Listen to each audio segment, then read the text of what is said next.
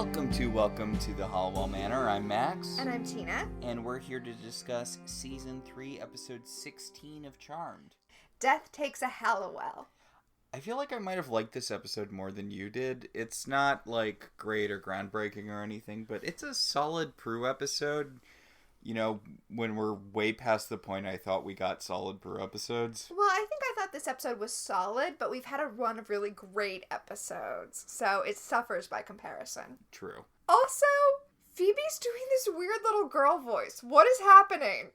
Okay, I have a whole thing about, it's not specifically about Phoebe's weird baby voice, but the show's taken this weird direction with Cole, where, like, I feel like 2 episodes ago, Phoebe was abandoning him in a mausoleum, and he's like, I'm going to steal your heart, Phoebe. I'm never giving up on the 2 of us. And now they're just, like, a couple. Okay, to be honest, I kind of love that. I kind of love that now they're just a couple and everyone accepts it. But we should get into that. Yes, the episode opens on a location shot. Weird. Yeah, they're on a beach, and it's, like, super windy when they're filming. Like, you can tell it's not a fun film day. This must have been a nightmare. But, yeah. Especially because we can see the wind, like, blowing. Alyssa Milano is wearing a windbreaker, and Shannon Doherty is just wearing a tank top that's tied to expose her midriff. She has got to be freezing out there. She really, and I'm assuming this wasn't shot in San Francisco, because obviously, but it's a pretty cold place. Like, there's no way Shannon Doherty is warm right now. Mm-mm. So, Phoebe was building a sandcastle while Prue took pictures of her. Remember, Prue's a photographer. And she's like, I don't understand why you would build something that's just going to be destroyed. And Phoebe's like, yeah, that's the point. It's like a Zen exercise. Impermanence is what makes it special. Keep this in mind in case this is a thing in the rest of the episode, but the impermanence of something is what makes it special. So, Prue is not in a great mood, and she finally reveals to Phoebe that she didn't want to tell her this because she didn't want to spoil the beach for her as a concept. But this is the same place that Grams took them right after their mom died. Right after Patty's funeral. So she has very bad associations with this, but for Phoebe it's just a fun place. And Phoebe's like, well, damn it, Prue. If you'd said that, we wouldn't have gone here. She's like, fine, let's go get coffee. So Prue mentions that seeing her mom at Piper's wedding brought up all of these, you know, my mom died when I was really young, and I never really properly dealt with it because I was almost immediately parentified by Graham's feelings. Yeah. And, yeah, this whole episode is going to be Prue kind of dealing with the fallout of seeing her mom and being, like, kind of reminded of that very early wound. Again, this is one of the reasons why Patty is a character who has a gravitas around her death that Grams never has, even though, I mean, Grams comes back more, but they both come back fairly regularly as ghosts and or, I don't know, what would you call them? Revenants? Spirits? No, because they have physical form when Oh. they decide that they're done with doing the ghost thing and they can just summon the dead back to life in physical human form. Oh, yeah. Whatever the hell Patty was last episode. So, Prue talks about how she's angry about Patty's death, and Phoebe is just sad. And that makes a lot of sense to me because, I mean, I feel for Prue losing all of these moments with her mother, and even this, like her mother coming back to be there for Piper's wedding must feel like cold comfort. Yeah, because you don't have all the little moments. Even if Patty can be there for the big times in life, that's not really enough. Yeah. It's why rom-coms aren't like a good summation of human behavior, because romance isn't just in these big grand gestures you do every once in a while. It's in the little things you do every day. Yeah, and also like the mundane things, like spending a weekend playing all the way through Rock Band. Yeah. I doubt that the I doubt that the elders will let Patty come down just to play Rock Band all weekend with her girls. Although they are pretty liberal with Grams. Grams can basically just come down whenever. I think Grams is beyond them, even though for some reason Patty isn't. Grams did mention that she's beyond them at one point when she went to speak to their manager about the Leo and Piper situation, which apparently worked. Yeah, Grams is a good woman to have on your side. I mean, she's basically the Endora of this show.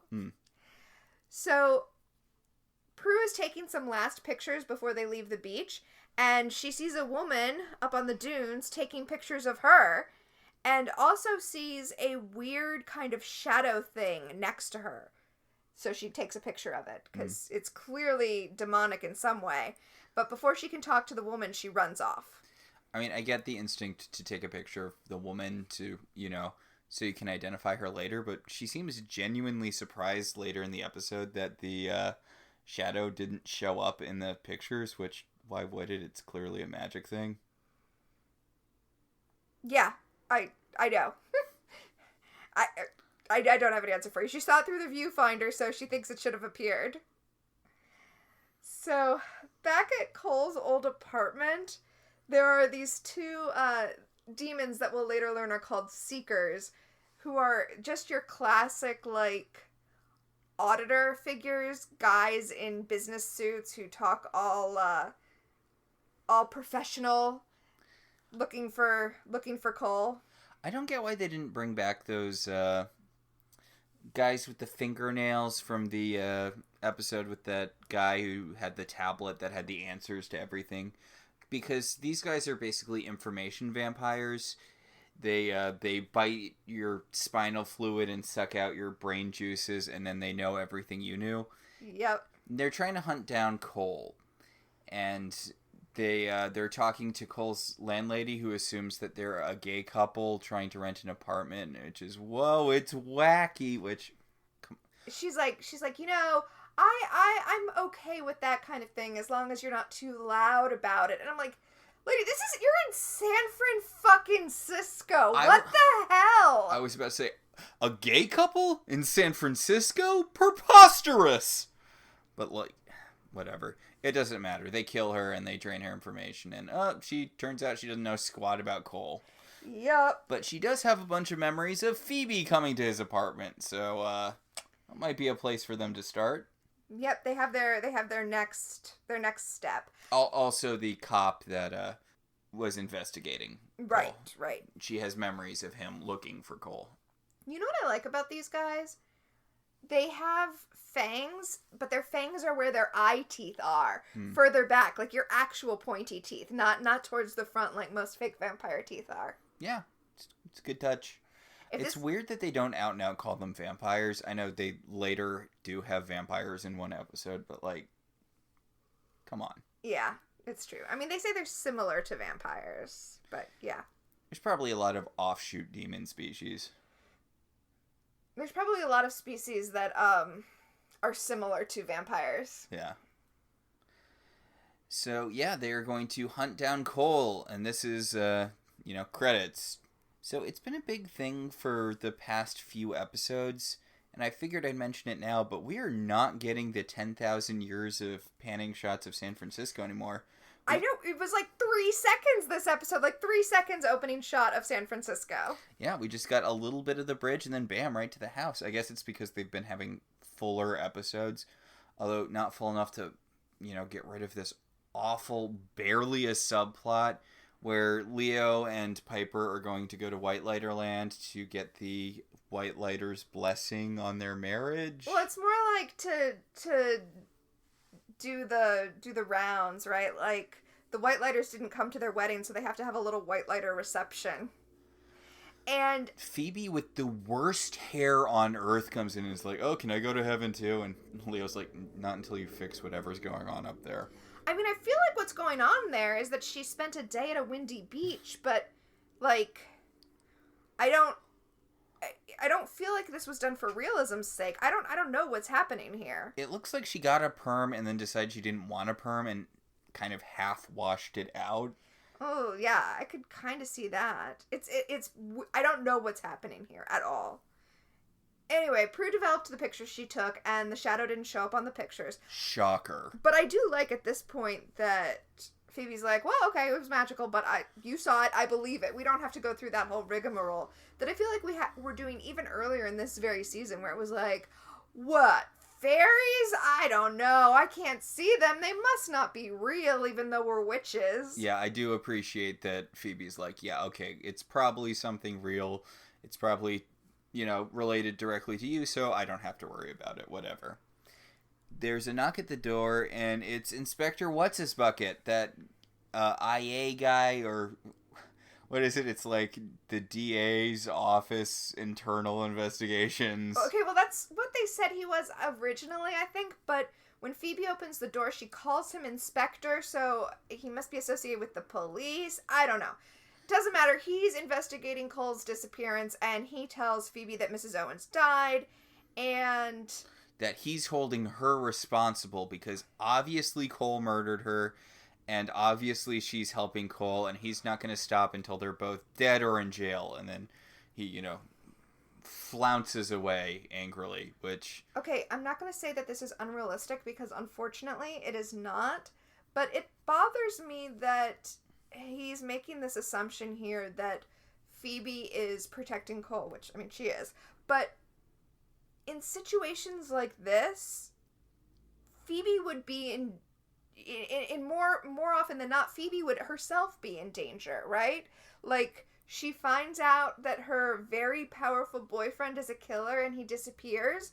Like, I would be concerned for Phoebe's safety, and this inspector is just, like, certain that she's done something wrong too. And like I said, unfortunately, that's not actually unrealistic. Yeah, so he yells at her a whole bunch about how clearly Cole's responsible for this murder, and both she and Cole are going to go down for it. And then he stomps down their stairs, and Prue's like, so you think Cole killed that lady? And Phoebe's like, no. Like, I mean, we know that there's literally scores of demonic bounty hunters after Cole. It's probably one of the dozens of demons who wants to kill Cole, right? Like, that's the logical thing to assume here. And Prue's like, well, you don't have to convince me. Too bad you can't just tell the cops about demons. And then the inspector walks to his car, and there is literally no reason for this woman to get out of the car, but the woman who was taking pictures of Prue on the beach gets out of the car to, like, talk to the inspector for a second before they both get back into the same car. Yeah, there's no reason for...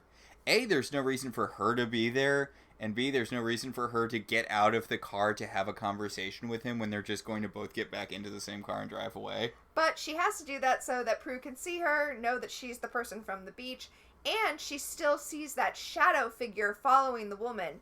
And Phoebe doesn't see it in real life either, but she's like, well, if you see it, it's there, and if you see it, that must mean that this is your job.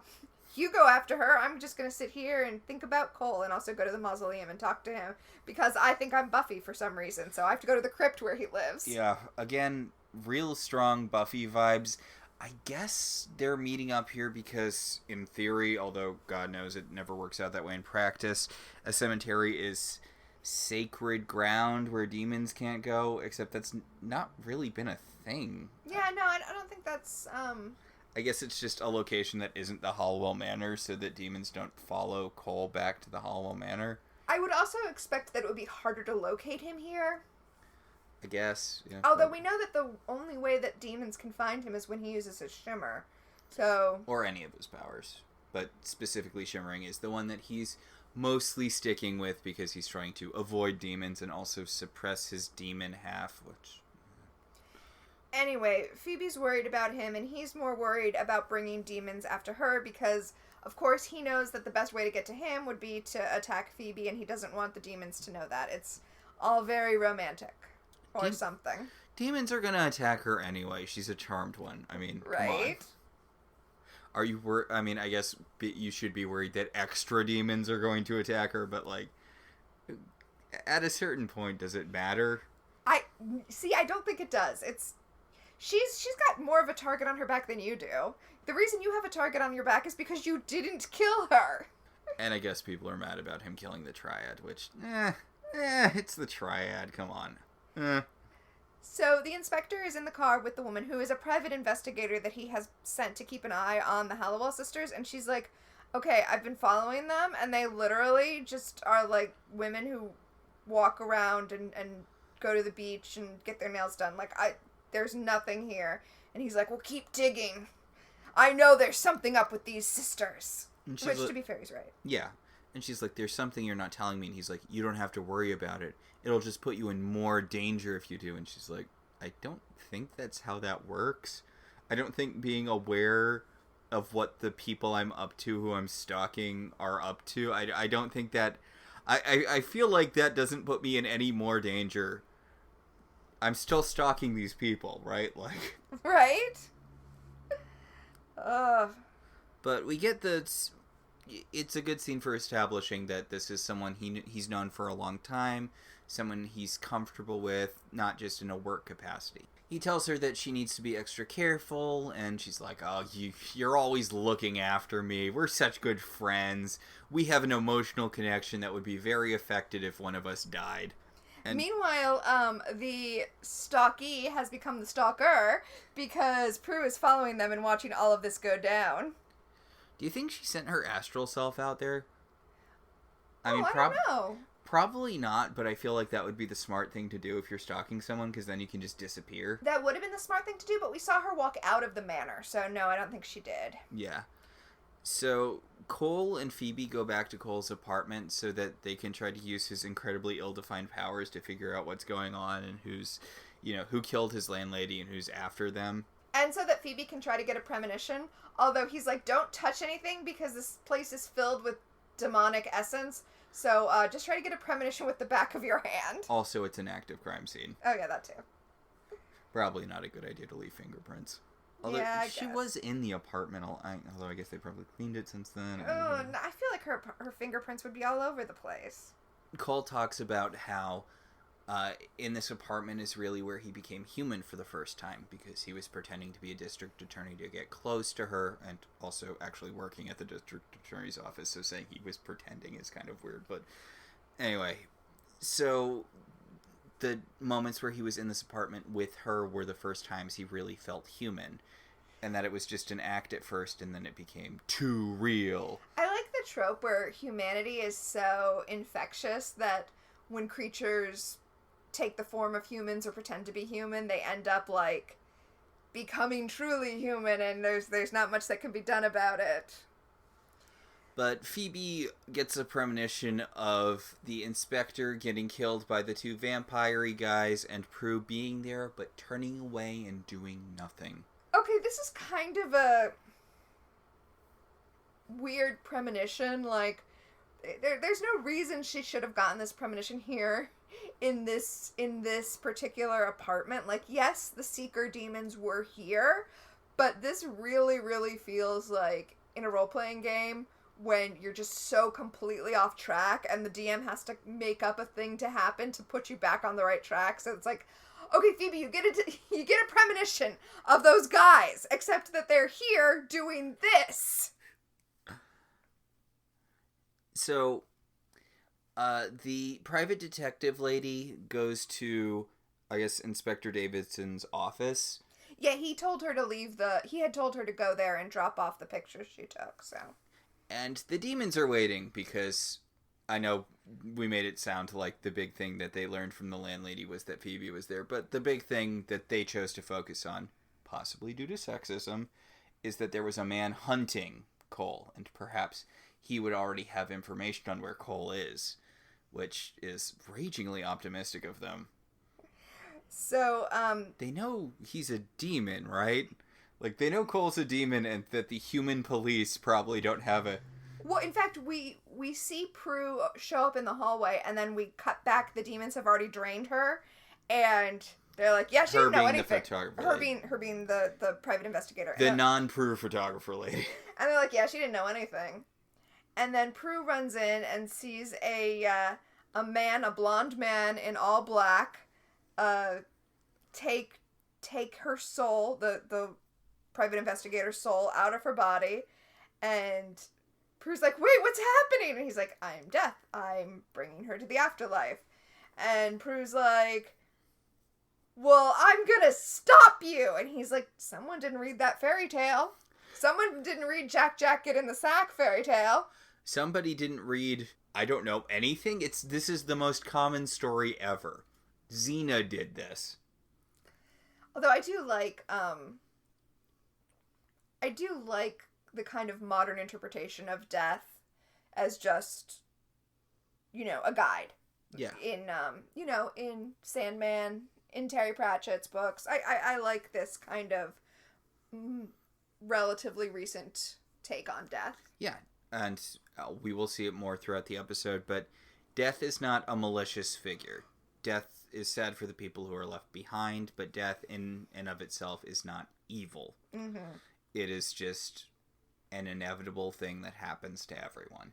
So, back at the manor, Phoebe is looking through the Book of Shadows. She finds the Seekers, and she finds the spell to vanquish them.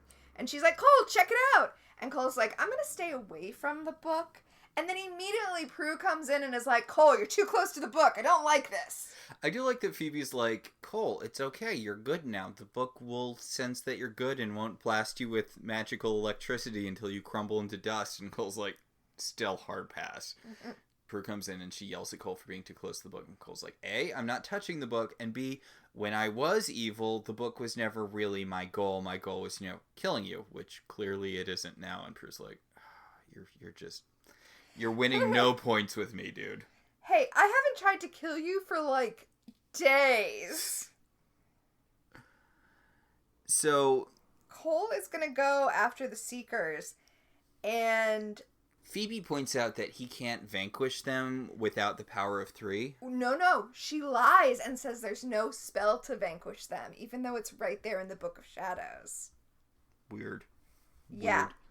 But this whole scene is interrupted by Leo and Piper orbing back from heaven with a gift from the elders. It's a Himalayan rock salt lamp. You know, the ones that they sell to, cure imbalances? Yeah, it's a glowing rock lamp thing that the elders gave them to represent their everlasting love. And Piper fucking hates it. She's like, it's so bright. I don't like it. It's fine. It's not that lamp. offensive. Maybe it's not everyone's taste, but it's not even that big. Just stick it in a corner in the basement. My God. Yeah, you have this giant ass house. You can find some place to put this, but also you've got 1 million lamps in your house. There's so many lamps in this living room already. One more is not going to make a huge difference. It's true. It's like they were playing lamps and they won. Exactly.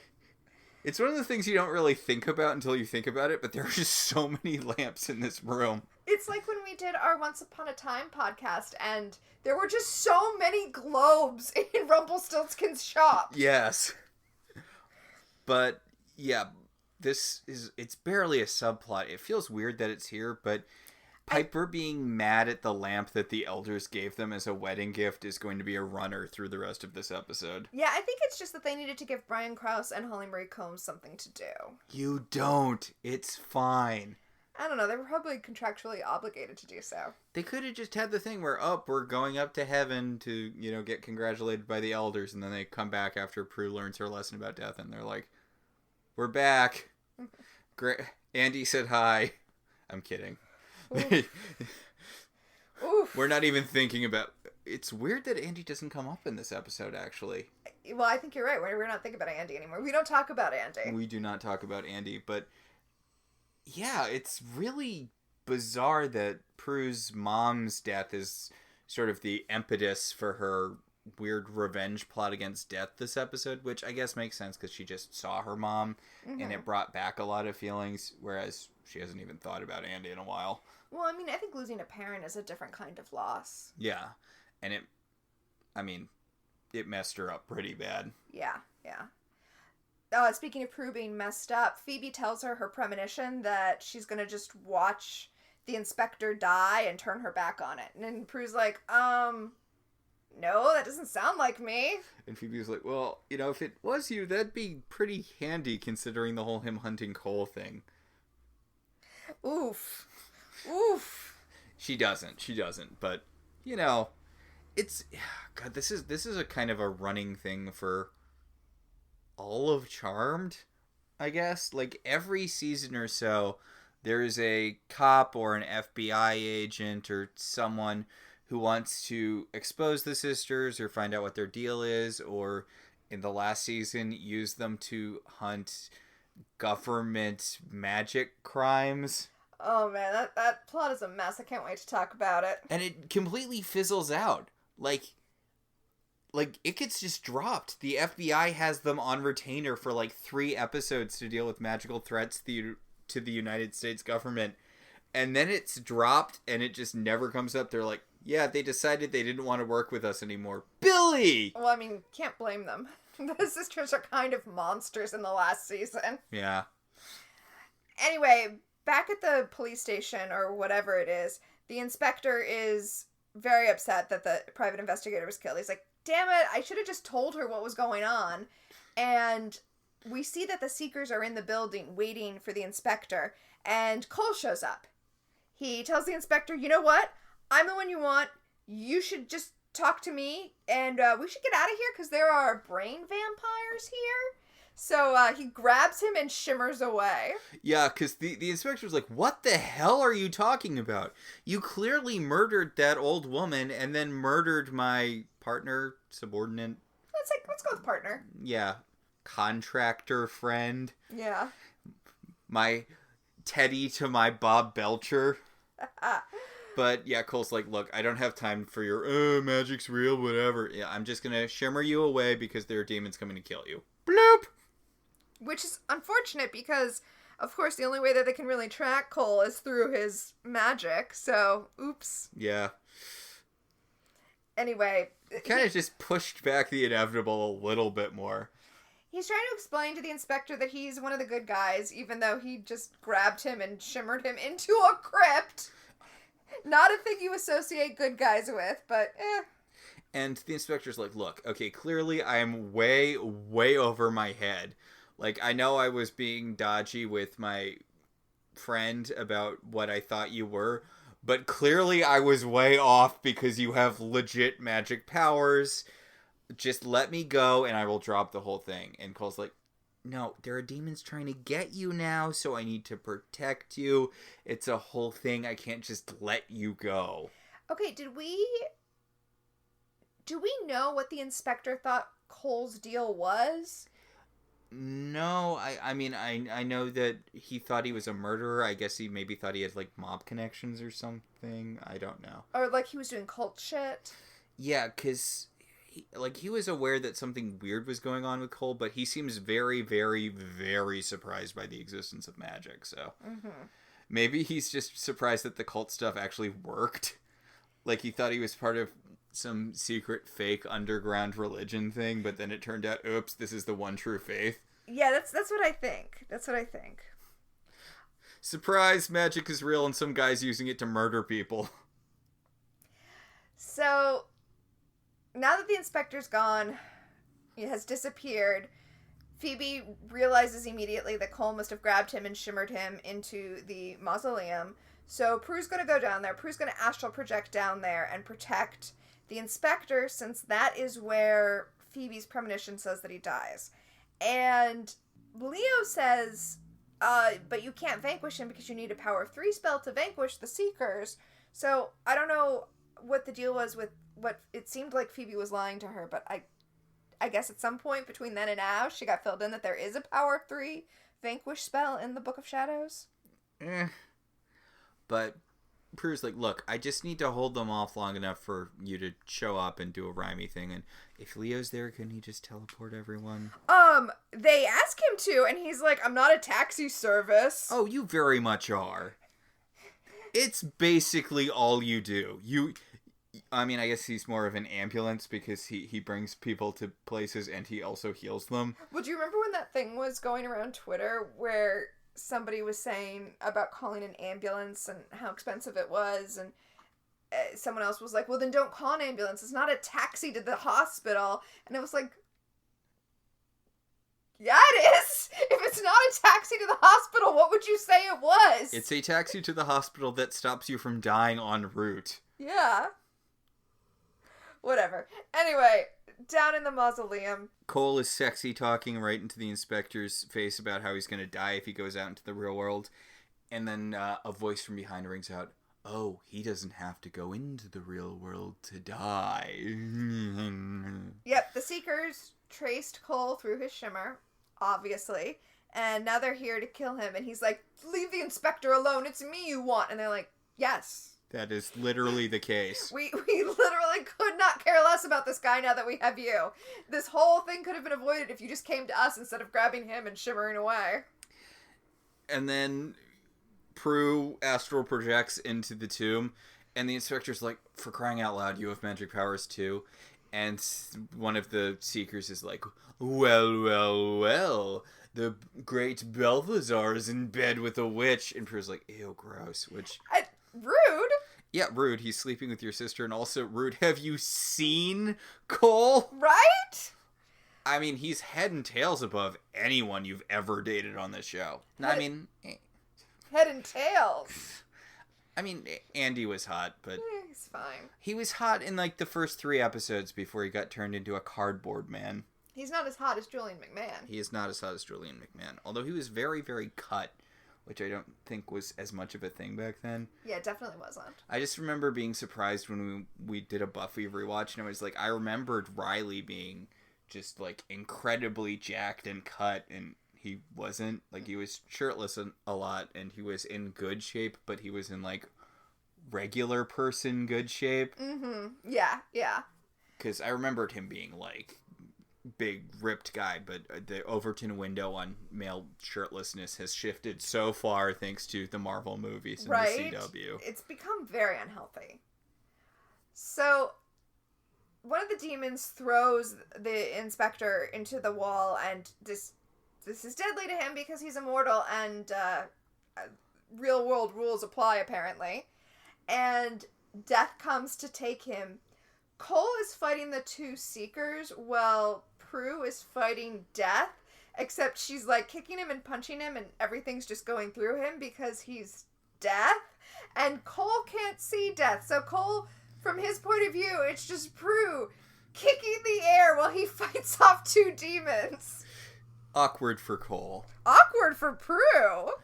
But Death is just sitting there as Prue's fists and feet go through his face, and he's like, "You know what? We're going to have a conversation later, but you need to know that this isn't the end of it." And he voips out. And Cole's like, "Hey, Prue, you want to help me out?" And the Seekers disappear too, because... Cole throws a fireball thing at them, and they shimmer away to avoid getting hit, but it's awkward because the way it's filmed, I feel like makes it look like he hit them and killed them, but they're not dead yet. They show up later. So they just shimmered away to avoid the fireball. Meanwhile, Piper and Leo are still arguing about that stupid... shouldn't you be driving over there or something? I think they thought Prue had it under control. Okay, whatever. So, Piper and Leo are continuing to argue over the stupid lamp when Cole comes in with the inspector's unconscious body just flung over his shoulder, and he's like, "Can someone take care of this?" And he dumps him on the ground. And Phoebe's like, "So what happened?" And Cole's like, "Well, I fought off 2 demons. Well, Prue did a Tai Chi routine in the air." Cole's like, "You were just kicking the air." And Prue's like, "I fought off the Angel of Death." And then she goes over to Leo and she's like, "The Angel of Death's a guy, right? Like, that's a real thing?" And Leo's like, "I mean, yeah, no one hangs out with him at, like, white lighter parties or whatever, but..." Also, he's not evil. Yeah, he's not evil. He's a real guy who just does a job. He is... Leo very specifically says that he's neither good nor evil. He just is a thing. And Prue's like, "Well, he's obviously evil. He kills people." And Leo's like, "Look, let's not peel back the who's evil for killing people thing. Also, he doesn't kill people. Death happens naturally. He just guides people over to the other side." Yeah. So Prue gets on Cole's case, and honestly, Phoebe gets on his case a little too, about him using his demonic powers and outing himself to the inspector, and he's like, I was doing it so he would stop going after you.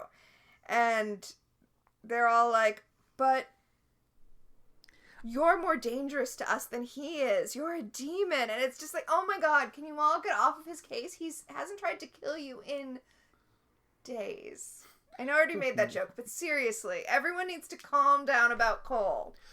Well, Phoebe says the same thing that Prue says about him being more dangerous to them. Yes, because he's a demon, but as Phoebe puts it, she's like, look, you are part of our family unit now. Mm-hmm. The two of us are romantically together. Even though, like, 2 episodes ago, I was like, I'll never be with you, never! But now we're a couple when there's no issues.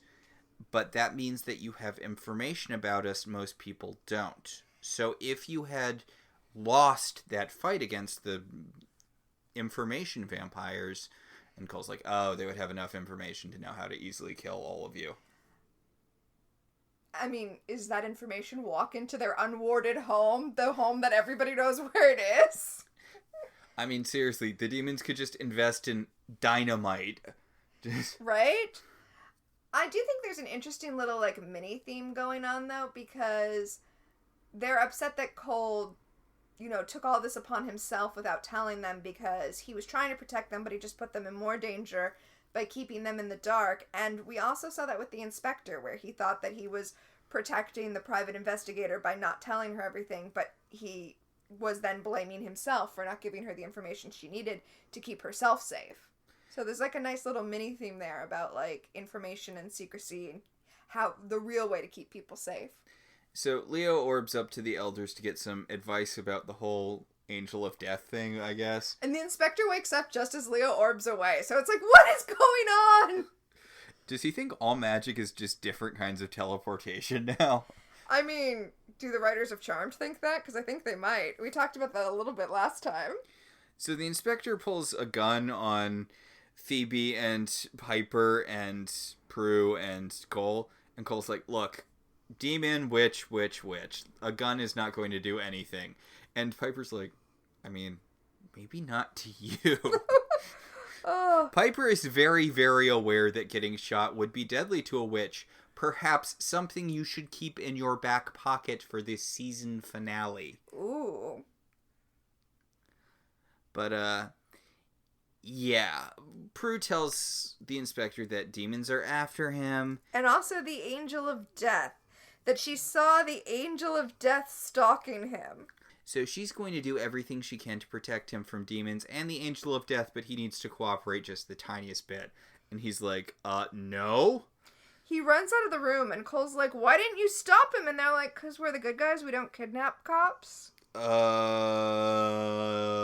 Okay. I'm sorry, I'm pretty sure you guys have kidnapped innocents before. Oh, yeah. Also, did Piper just forget that she has superpowers? Yeah, she could... That's really weird, right? Like... She could have just frozen him, but, She could have frozen time, grabbed the gun, and then perhaps he would have been more willing to stop and talk to them. Oh well. Anyway. Prue goes back to the beach to cast a spell to confront the Angel of Death so she can fight him in the place where she's strongest, a beach. Yeah, the beach that she hates because it reminds her of her mother's death. And the Angel of Death shows up and he's like, do you really want to talk about stuff? Because, like, I have a really busy job and I can't go through this every time some witch feels bad that mommy died 20 years ago. And Prue's like, shut up, you don't know what I've been through, you don't know my life. And Death's like, I mean, I kind of do. Your mom died, so you're mad at me, so you're trying to stop me from taking this other guy who's going to die no matter what you do, because I don't know if you know this, death is an inevitability, and you just need to accept it. You need to accept it pretty fast, Prue. You need to accept it within the next, I don't know, 6 episodes or so. Okay, so we don't put clips at the beginning of shows anymore, at the beginning of our podcast episodes, for copyright reasons, but we used to do that on our Once Upon a Time podcast, and if we still did that, we would definitely be using the Simpsons clip from the episode where Homer stops going to church, and then he's talking to God at the end, and God's like, I can't tell you that till you die. Homer says, I can't wait. And God says, you can't wait 6 months? Yeah. Yup. Oh. So, I do like the turn of phrase that Death has here. He tells, when Prue first summons him, he says, I don't have all day. I have many people to see who definitely do not have all day. Yeah. I really like this take on Death, because he's not nice. Yeah, he's a jerk. Yeah, but when he was collecting What's-Her-Face's soul, he wasn't, like, mean to her. He was like, okay, come on, let's... He's a guy who has a job to do, and honestly, he's a little honked off at Prue because she's interrupting the job just so that she can work out her own issues. But, you know, at the end of the day, he is... The universe's Uber driver. He shows up, he's there to take you to your destination. He doesn't necessarily want to make conversation. Yeah, and he's like, look, take my hand. I'm not going to hurt you. It's not your time yet, but I want to show you something. And Prue takes his hand, and he death teleports. It's an okay effect. They kind of shrink into these weird gray smears. Similar to the smears that she saw next to... Yeah, similar to the smoke effect thing. I think it almost seems like they're becoming interdimensional, like they're traveling via, you know... It's more plane shifty than Yes, teleportation. exactly. That was what I was trying to say. So, Piper and Phoebe have followed the inspector to the funeral of his work friend, who, God, they threw this funeral together fast. It is like the next day. Maybe she's Jewish. Oh, we know she's Jewish. That's a thing, right? You have to do Jewish funerals very quickly. Yeah, we do know that she's Jewish. We see, I'm pretty sure we see a rabbi. That makes sense then. But, yeah. I mean, it still seems like a lot of logistics to basically be doing it the next day, but yeah. Yeah, so Phoebe's like, God, it's so weird. Why would he hide out from demons in a cemetery? Which I feel like makes a lot of sense, but whatever. But also, yeah, Phoebe, they're at a funeral. He went to a funeral. He's not hiding out from the demons. Speaking of, the demons show up behind him, and they're like, so do you want us to ruin this funeral by murdering you in the middle of it, or do you want to go to a secondary location? And he's like, look, let's just go to a secondary location. I don't want to mess up my friend's funeral. So he's going, right, to Cole's mausoleum. Or it's a mausoleum. I don't know if it's the one that Cole is living in the basement of. It's pretty nice. I feel like it's a different mausoleum. It's very well lit. There's flowers. This looks very well attended. Probably not a good place to hide out. Yeah, I mean, it's the kind of mausoleum where people, like, are in those drawers in the walls, as opposed to, like, TV mausoleums where it's just a casket in the middle of the room. Yeah. Which is what Cole lives in. I do love that the demons lock the door behind them, which stops the 2 out of the 3 charmed ones from just breaking into the room. Yes. And the inspector's like, you thought I was going to go quietly, but surprise! And he pulls out his gun and he shoots them a bunch, and they're like, demons. What part of this do you not get? Demons! Have you not been paying attention the last couple of days? And they're like, look, we're not actually going to get that much out of murdering you, but, demons, so... I mean, it seems at this point, I mean, they were there with Cole and the inspector. He obviously doesn't know, like, anything. So, Death and Prue teleport into the corner of the room, just as the demons are tearing the inspector to shreds. And Death's like, look, it's not pretty, but it is a part of life. Everyone dies. It's his time. It's his time. You can't hide from it. You can't run from it. You can't fight it. When people are going to die, they are going to die. And if you are going to be a witch, if you are going to fight against evil, you need to get used to the idea that you can't save everyone, and you also need to process the deaths of the people you can't save. This is not, as I've said many times, death is an inevitability, but it is also something you have to deal with. You can't hide it. You can't hide behind anger. You can't just push it down and ignore it. You need to feel this, or else it will break you. So this is Phoebe's premonition. So Prue turns away. Well, the inspector's being murdered. But I'm not buying it. Yeah, like I mean, I feel like this episode would be stronger if what happened was Prue saved the inspector, saw the there was some sort of consequences with interfering with death, and then they had to go back to this moment and she had to not save him, right? Which is what they do in later death episodes, because this is a theme they will revisit multiple times throughout the course of the show. Well, I mean, there are a lot of stories of death that are structured like that, and that makes more sense because what exactly stopped Prue from saving him? What exactly was the lesson that she learned prior to just jumping in and trying to kick the Seekers' asses? I mean, we know because Death tells her later that had she done so, she would have died because she was next on the list, but that's not a thing that would have stopped her or should have stopped her. Yeah, I mean, honestly, this is a lesson the Charmed Ones take entirely the wrong way when later in the show they will actively avoid trying to help people because it could get them killed, and if they are killed, then they will not be able to help people in the future, which is not great logic. But yeah, the reason Death stopped her is because she would have died had she fought the Seekers, which no. I mean, to quote one of the audience shout out lines from Rocky Horror Picture Show, when Janet says she's saving herself, and the audience line is, "For what? A rainy day? Look outside, it's pouring." Yeah, I don't like the whole thing where Death is like, look, I had to let that guy die, or I had to make sure that guy died because otherwise you would have died. It doesn't hit. This could have just been an episode about Prue needing to accept the inevitability of death. And honestly, I feel like I would have liked it better if Prue had cast a spell to stop the inspector from dying. I mean, we all know the monkey's paw, right? Yeah. Like, this... Also, we already saw a better version of this in the episode, the episode where Piper got sick. Yeah. We already saw a better version of this story. And I don't know, I liked it before we started talking about it more. Well, I mean, the thing that I really have a problem with is I don't think the show establishes to my satisfaction a decent motivation for Prue to not get involved with the Seekers there. It's like the actions, the lesson follows the actions instead of the actions following the lesson.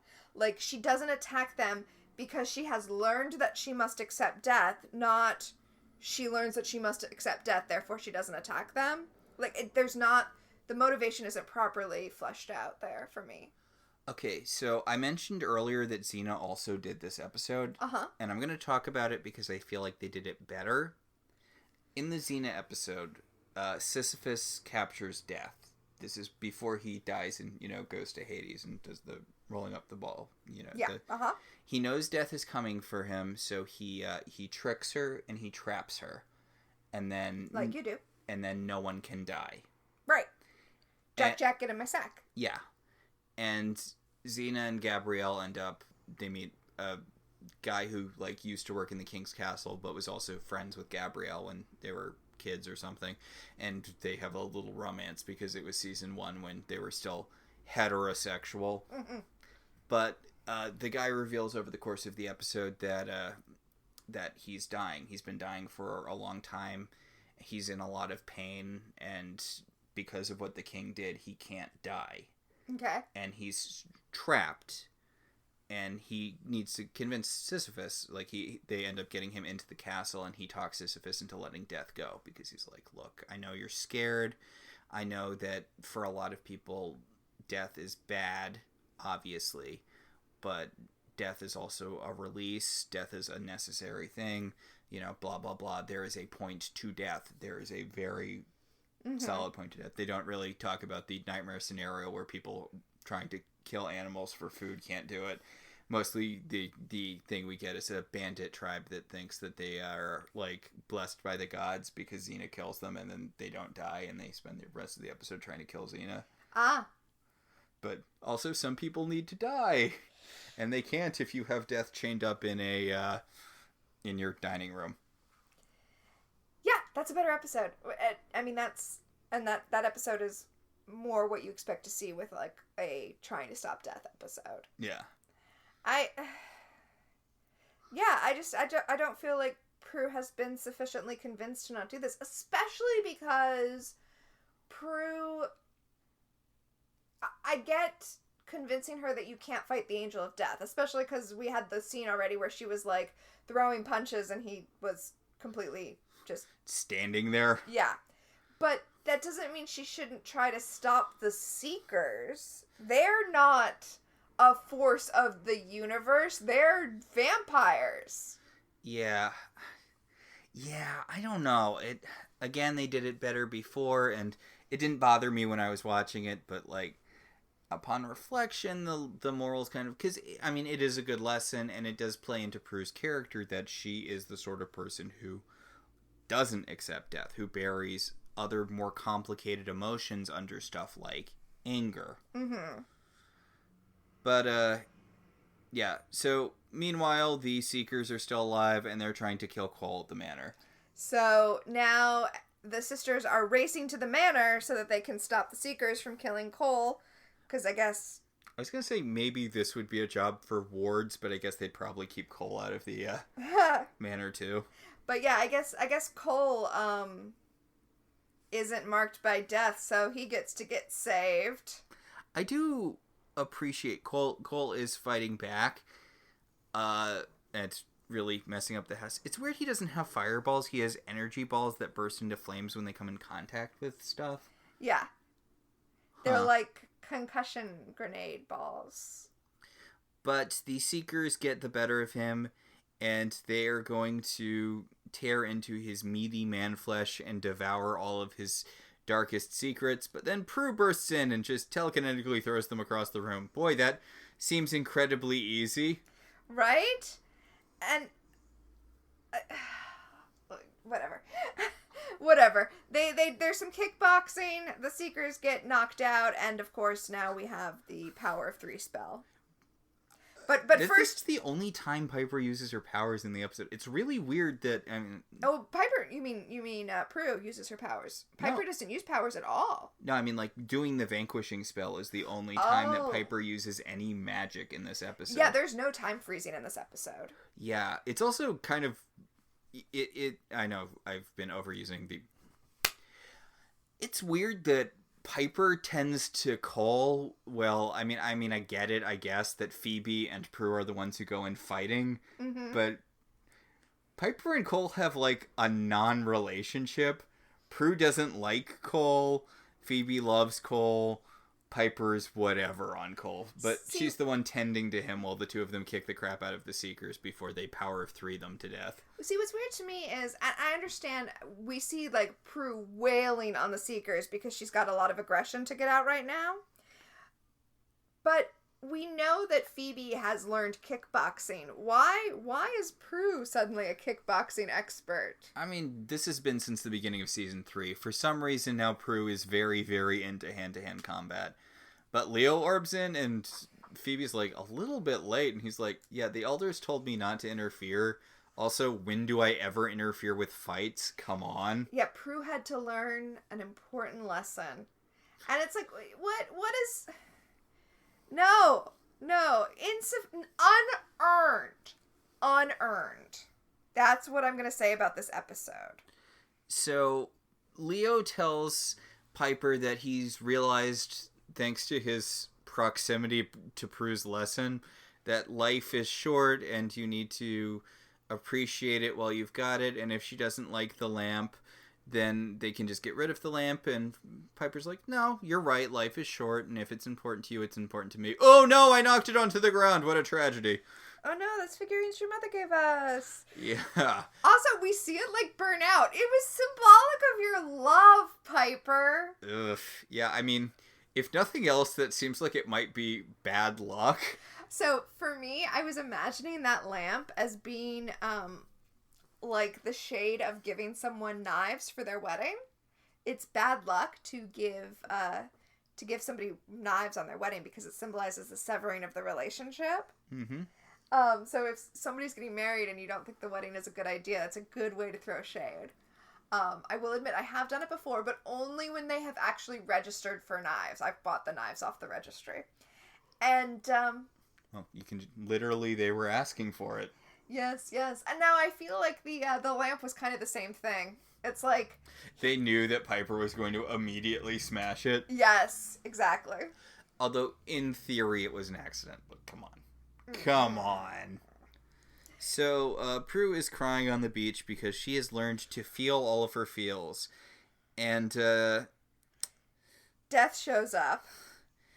And Death shows up, and Prue's like, wait, why didn't I fight the demons?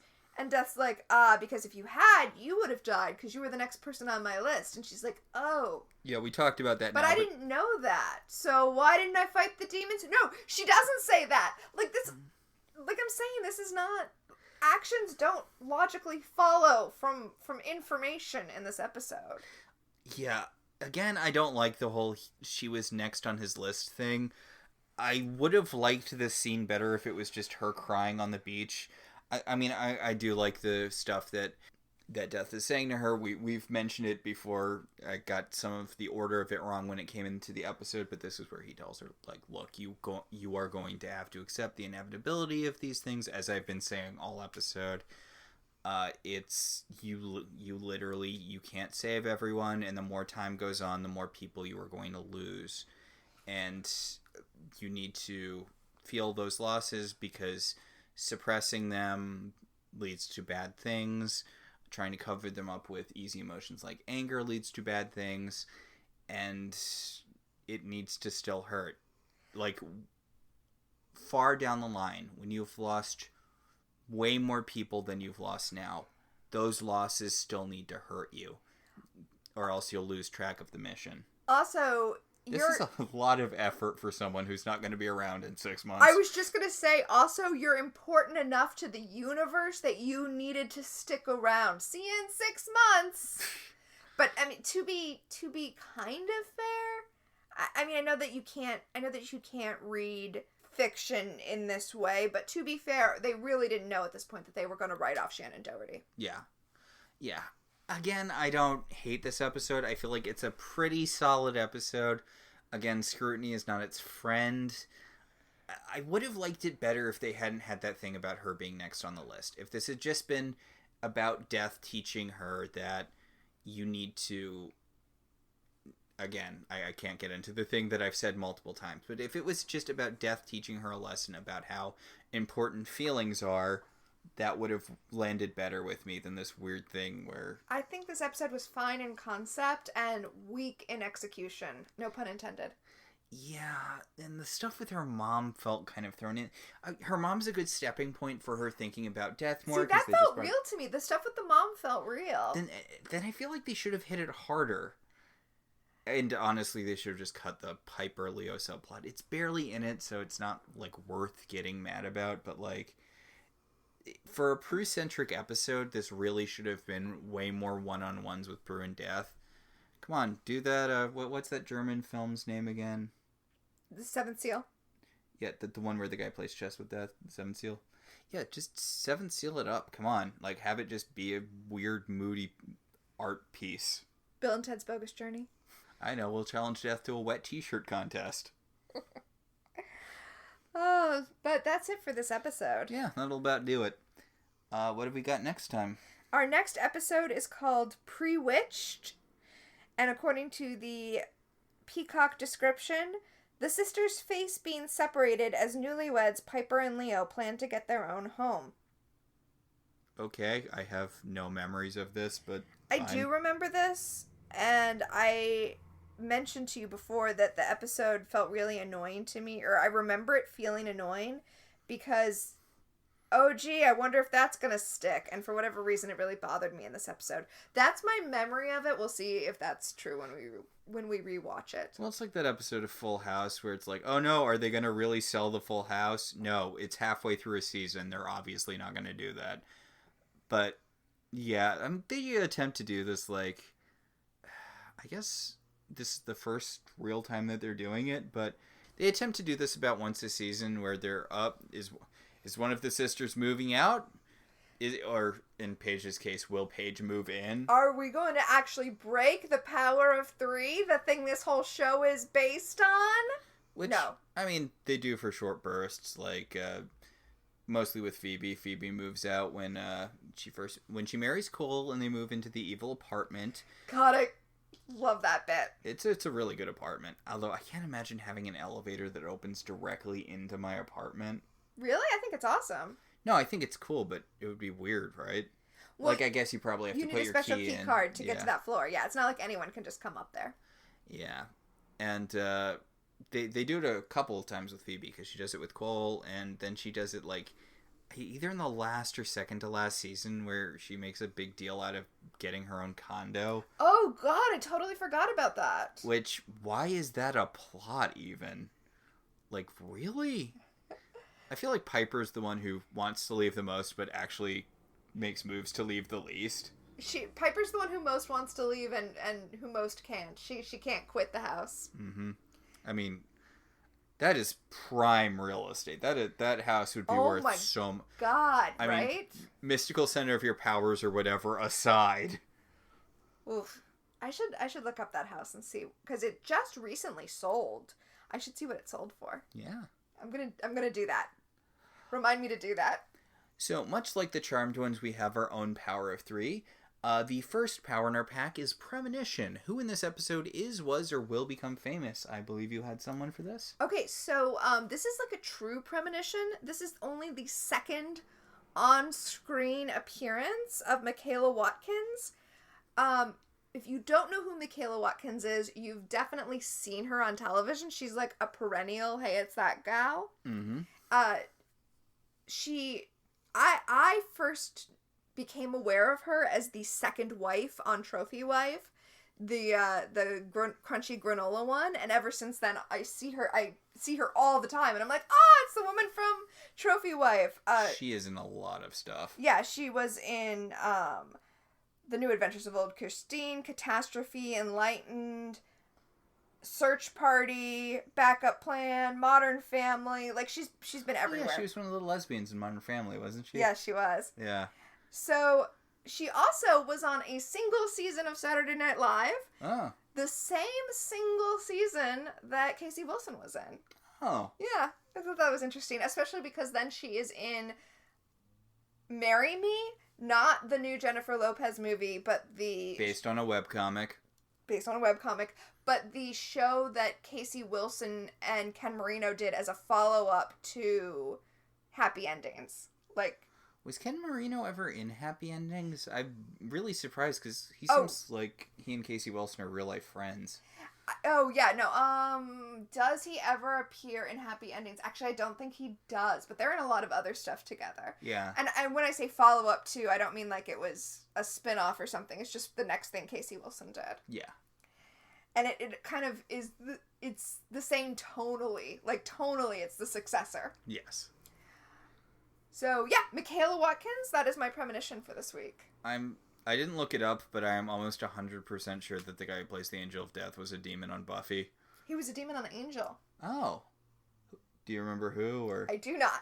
Yeah, he has real... Like, for just a second, I thought he might be Rack, but he wasn't. He wasn't Rack. Although Rack was on a previous episode of Charmed. Rack was on a previous episode of Charmed, which is how I knew he wasn't Rack. Because I'm like, nope, the guy who played Rack was already on a, different episode. Honestly, he was also Kralik in Buffy, but they got to double dip because, he had demon makeup on when he was Kralik. So they're like, that actor's creepy. Let's bring him back as someone else. Honestly, the Buffy demon, Angel demon, Charmed demon crossover is so vast that on the Charmed wiki, they note when a demon did not appear on Buffy or Angel as a demon. Yeah. I believe that will bring us to our second segment, Time Freeze. What, if anything, specifically dated this episode? I didn't really have anything. Yeah, there wasn't really anything time specific in this episode. Nothing where I was like, oh, it wouldn't work like that. Yeah, I have no time freeze this episode, which is appropriate since Piper does not use time freeze in this episode. That is true. That's true. That will bring us to our last segment, Telekinesis. What, if anything, genuinely moved you? So I'm just going to say this. I do really like Death's speeches about his role. It's sort of... I wish the episode supported them more. I wish there was more around them. But the guy who plays Death does a really good job, and he does a really good job of portraying this aloof but not callous. He's mean, or he's forthright without being really mean. I mean, he's a little mean to... I don't know. He walks... He's outside of human emotions, right?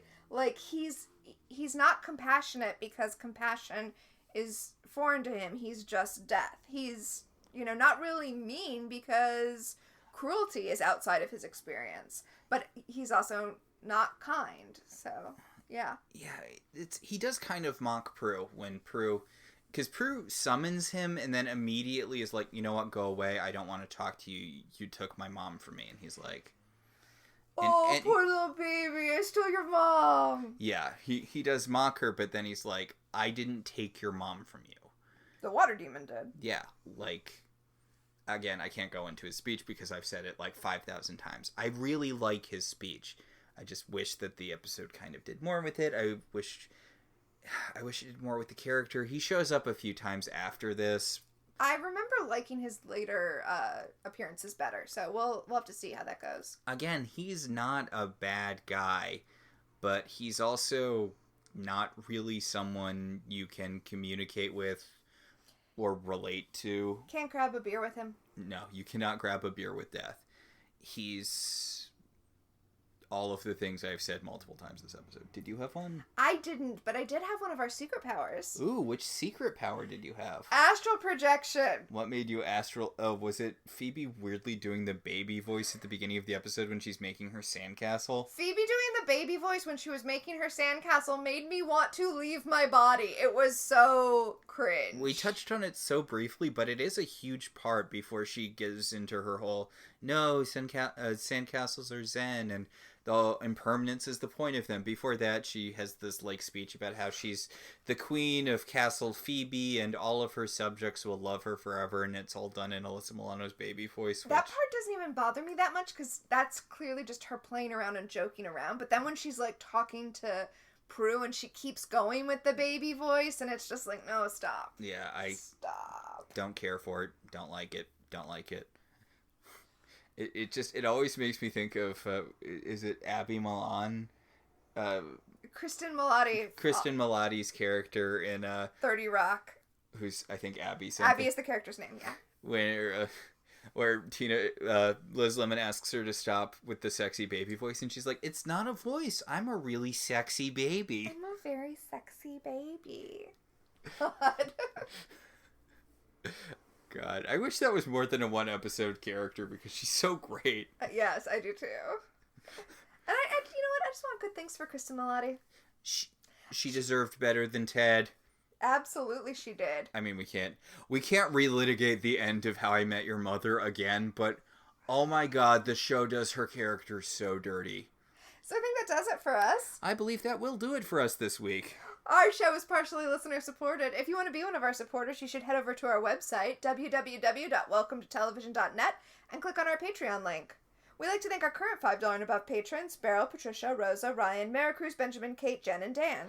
If you'd like to support the show in other ways, you could always rate and review us on Apple Podcasts. It helps other people find the show. If you want to talk about this episode or any episode of any television show, you should join our Facebook group, Welcome to Television. We can also be contacted at I Love TV Zines on Twitter or at ilovetelevisionzines@gmail.com. So until next time, I'm Tina. And I'm Max. And this has been Welcome to Halliwell Manor.